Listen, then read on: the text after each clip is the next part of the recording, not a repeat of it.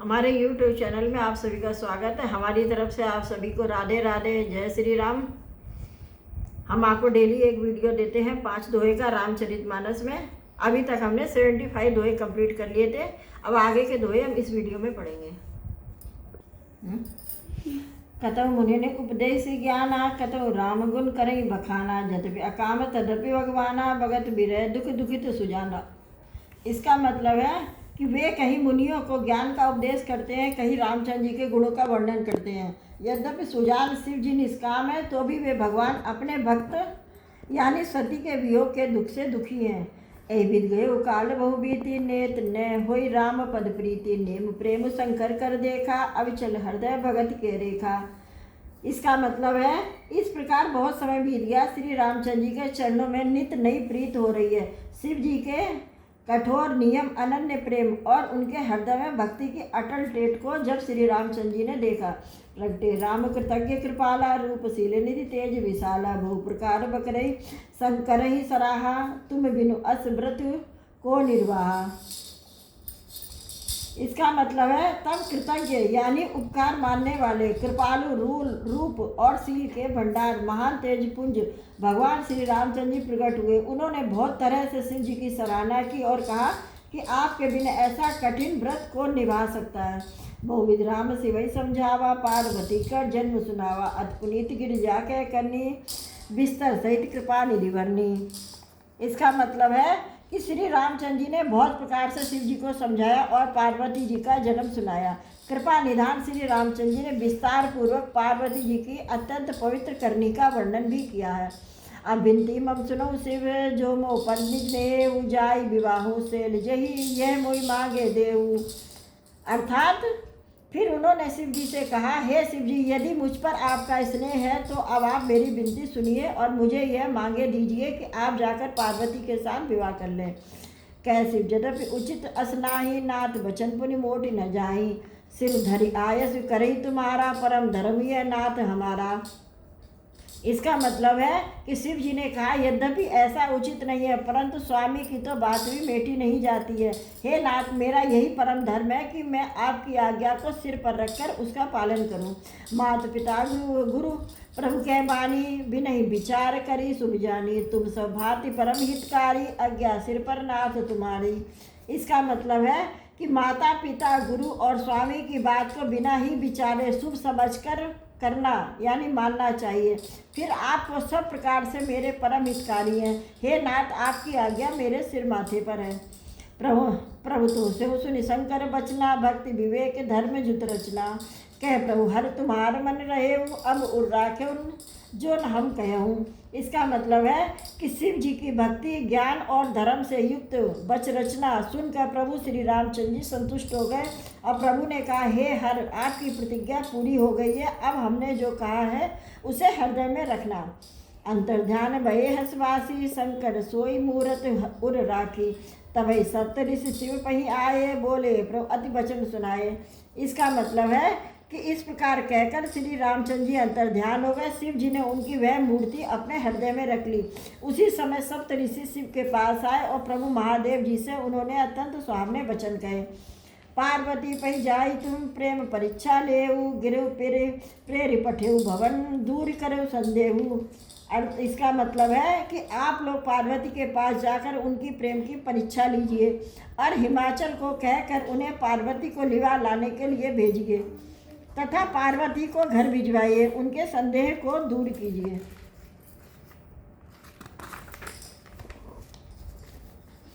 ऋषि गौर देखी थे कैसी मूर्त मंत तपस्या जैसी, बोले मुन सुन शैल कुमारी, करूं कवन कारण तपवारी।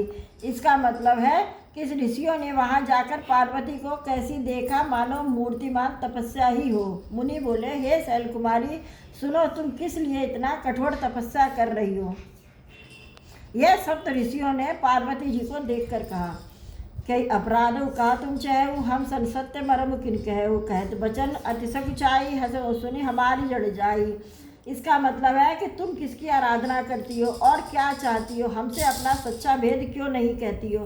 पार्वती ने कहा, यह बात कहते मन बहुत सकुचाता है कि आप लोग मेरी मूर्खता पर हंसेंगे। ऐसा पार्वती जी ने सप्त ऋषियों से कहा। मनु हट परा न सुनहि सिखावा, चैत बारे पर भीत उठावा। नारद कहा सत्य सोई जाना, बिनु पंख हम चही उड़ाना। इसका मतलब है कि मन ने हट को पकड़ लिया है, वह उपदेश नहीं सुनता और जल पर दीवार उठाना चाहता है। नारद जी ने जो कह दिया उसे सत्य जानकर मैं बिना ही पंख के उड़ना चाहती हूँ। देखो मुन अविवेक हमारा, चाहे सदा शिवई भरतारा। हे मुनियों, आप मेरा अज्ञान तो देखिए, मैं सदाशिव जी को ही पति बनाना चाहती हूँ। सुरत बचन भी से ऋषय गिर संभव तब दे, नारद कर उपदेश सुन कहूँ बसऊ किसगे। इसका मतलब है कि पार्वती जी की बात सुनते ही ऋषि लोग हंस पड़े और बोले तुम्हारा शरीर पर्वत से ही तो उत्पन्न हुआ है, भला कहो तो नारद का उपदेश सुनकर आज तक किसका घर बसा है। दक्ष सुतन उपदेश ही जाए, तिन बिर भवन न देखा आए, चित्रकेतु घर कर घर उन घाला, कनक शिव कनक कशिप कर पुण्य असुआला। इसका मतलब है उन्होंने जाकर दक्ष के पुत्रों को उपदेश दिया था, जिससे उन्होंने फिर लौटकर घर का मुंह भी नहीं देखा। चित्रकेतु के घर को नारद जी ने ही चौपट किया था, फिर यही हाल हिरण्यकश्यप का हुआ था।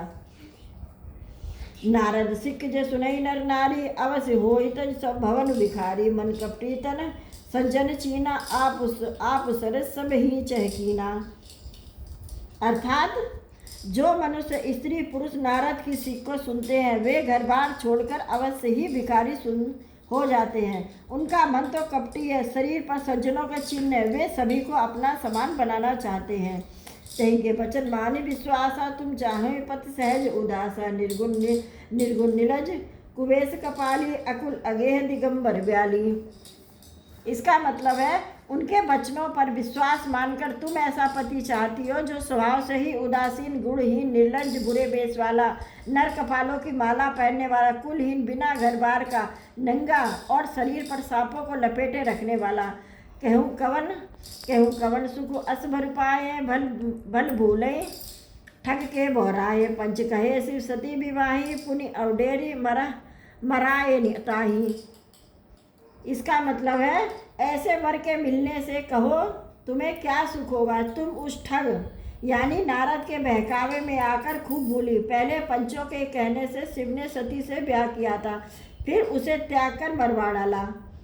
अब सुध सोवा सोच नहीं, भीख मांगी भव खाई, सहज एकानिन के भवन कभों की नारी खटाई।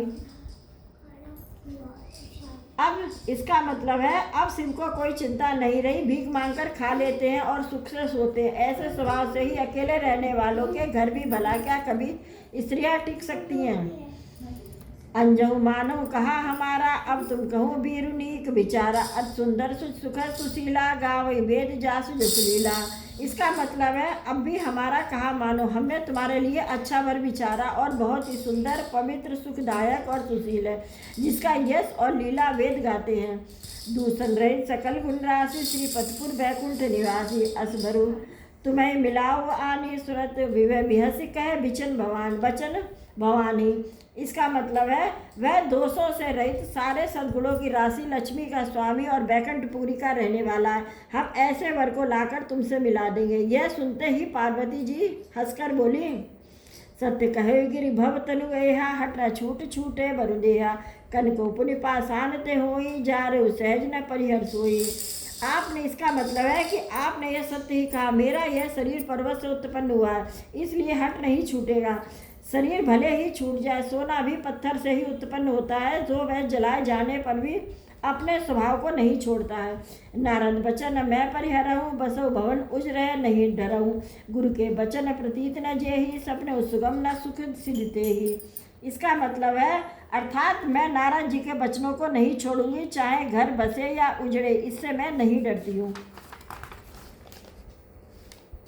गुरु के वचनों में विश्वास नहीं है, उसको सुख और सिद्धि स्वप्न में भी सुगम नहीं होती है। महादेव अवगुण भवन विष्णु सकल गुण धाम, जय कर मनोरम जाहि सन ते ही सन काम। अर्थात माना कि महादेव जी के अवगुणों का भवन है और विष्णु समस्त सद्गुणों के धाम है, पर जिसका मन जिसमें रम गया उसको तो उसी से ही काम है। जो तुम मिलते हो प्रथम मुनीसा, सुनते हो सुख तुम्हारी धर सीसा। अब मैं जन्म संभुहित हारा, को गुणदूषण करे बिचारा। अर्थात हे मुनीश्वरों, यदि आप इसमें पहले मिलते तो मैं आपका उपदेश सिर माथे रखकर सुनती, परंतु अब तो मैं अपना जन्म शिव जी के लिए हार चुकी हूँ। फिर गुण दोषों का विचार कौन करे। जो तुम रे हट हृदय विशेषी, रही न जाई बिन किए विदेशी। तो को तुन आलस नाही, बर कन्या अनेक जगमाही। अर्थात यदि आपके हृदय में बहुत ही हट है और विवाह की बातचीत किए बिना आपसे रहा नहीं जाता, तो संसार में वर कन्या बहुत है। खिलवाड़ करने वालों को आलस्य तो होता नहीं, और कहीं जाकर कीजिए। जन्म कोटि लगी रगर हमारी, वरनो शंभु न रहूं कुहारी। तजो न नारद कर उपदेशु, आप कहीं सत बार महेशु। इसका मतलब है मेरा तो करोड़ जन्मों तक यही हट रहेगा, या तो शिव जी को भरूंगी, नहीं तो कुंवारी ही रहूंगी। स्वयं शिव जी 100 बार कहे तो भी मैं नारद जी के उपदेश को नहीं छोड़ूंगी। ये बात पार्वती जी ने कही थी कि मैं करोड़ जन्मों तक मेरा यही हट रहेगा, मैं तो शिव जी को ही भरूंगी। मैं पाप परऊँ कई जगदम्बा, तुम ग्रह गवनऊ भयो विलम्बा। देख प्रेम बोले मुनि ज्ञानी, जय जय जगदम्बिके भवानी। इसका मतलब है जग जननी पार्वती जी ने फिर से कहा, मैं आपके पैरों में पड़ती हूँ, आप अपने घर जाइए, बहुत देर हो गई है। शिव जी में पार्वती जी का ऐसा प्रेम देखकर ज्ञानी मुनि बोले, हे जगजननी, हे भवानी, आपकी जय हो।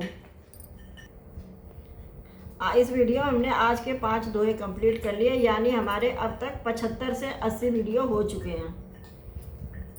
आपको हमारा वीडियो पसंद आता है या पसंद नहीं आता है, या आप इसमें और कुछ सुनना चाहते हैं, तो हमें कमेंट करके ज़रूर बताइए। और अगर पसंद आता है तो हमारे चैनल को सब्सक्राइब कीजिए। अब आगे के वीडियो में हम अगले दोहे कंप्लीट करेंगे।